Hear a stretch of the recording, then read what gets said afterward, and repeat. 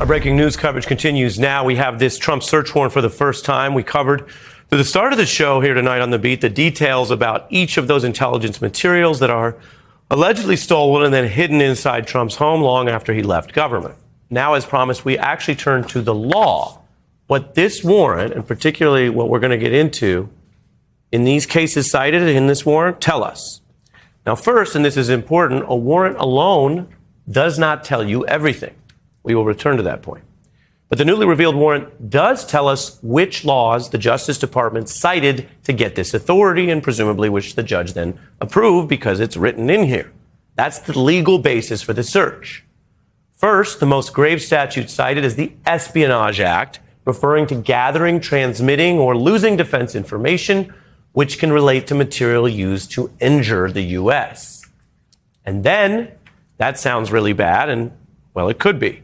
Then you have something that obviously, according to the public evidence, appears to have occurred in some way at some point, because it's the law on concealing, removing, or generally mutilating documents. We know, according to the FBI, these documents, they say, were removed and they got them back. And then third, you may have heard a reference to this. This is not specific to intelligence. There's a third statute cited that you could think of broadly as relating to obstruction, something we've covered in many of these probes, the destruction, alteration, or falsification of records in federal investigations. The warrant authorizing the feds to seize physical documents and records constituting the evidence, contraband, fruits of a crime, or other items illegally possessed in violation of those laws. So, or meaning any one of them.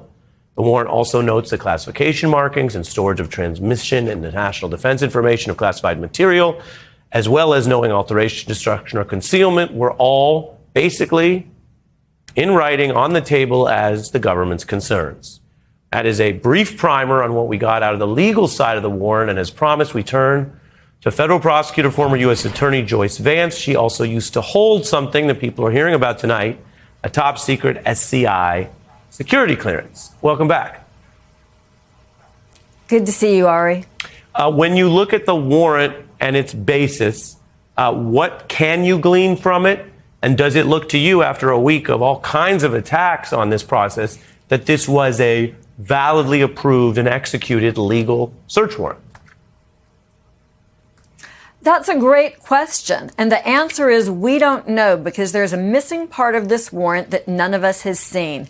That's the affidavit that was submitted by a federal agent under oath, under penalty of perjury, laying out probable cause that justified the search.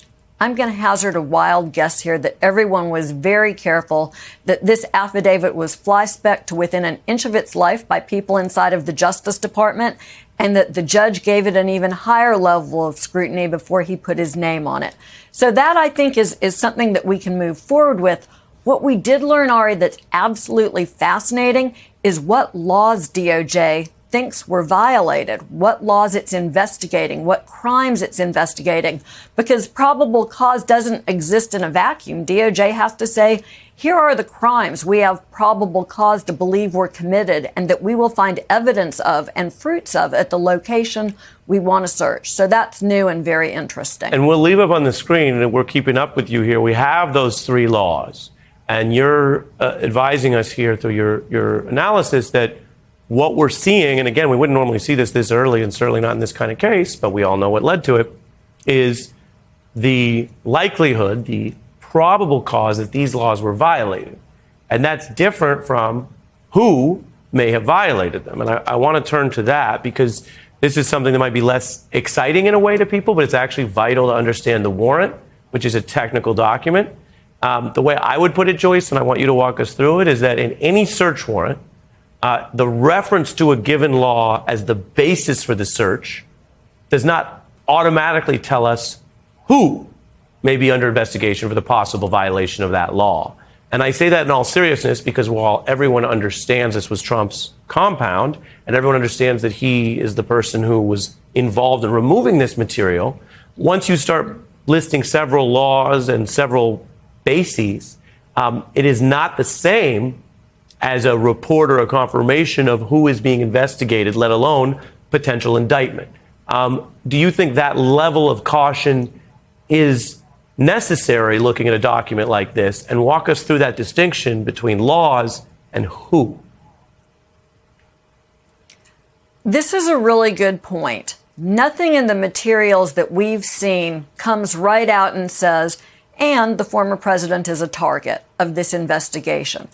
There's a lot of assumption, and there's even some basis for that assumption, because in the search warrant, when the judge is talking about where at Mar-a-Lago the agents are entitled to search, he's very specific. He says the 45 office, any other storage spaces or areas that the former president and his staff would have access to, and not rooms that are occupied by guests and that the former president and his staff don't have ongoing access to. So that's a little bit of a hint. But to really answer this question about who the subjects and targets of this investigation are, you would again have to have access to the affidavit to see what probable cause is contained in it. And so, to put a fine point on that, I don't think it's a secret here in America that there are people who think public evidence suggests that Donald Trump has gotten away with a lot, or that he should be held legally accountable, or they may believe in their own minds that he should be indicted for things.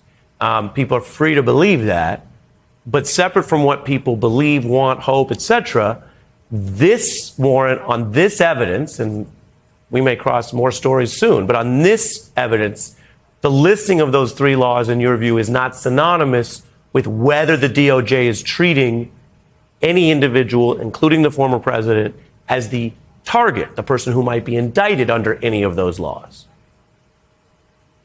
I think this is a really good point. You know, it's always important to be cautious, and the answer, as you correctly point out, is there's nothing in identifying the laws that identifies the people that you believe violated them. And beyond that, Ari, it's also important to say that just because you execute a search warrant, it doesn't mean you end up with an indictment. There are a lot of steps getting from, A to E. No guarantees here. Right.